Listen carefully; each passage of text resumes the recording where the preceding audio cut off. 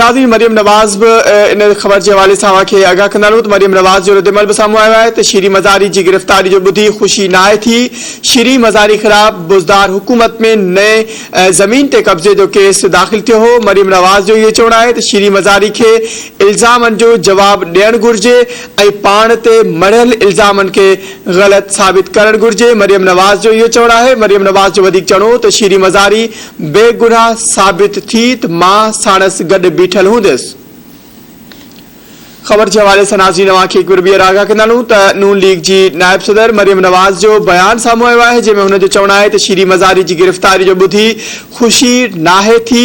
शीरी मज़ारी ख़िलाफ़ बुज़दार हुकूमत में ज़मीन ते कब्ज़े जो केस दाख़िल थियल हो। शीरी मज़ारी के इल्ज़ामनि जो जवाब ॾियणु घुरिजे ऐं पाण ते मढ़ियल इल्ज़ामनि के ग़लत साबित करणु घुरिजे।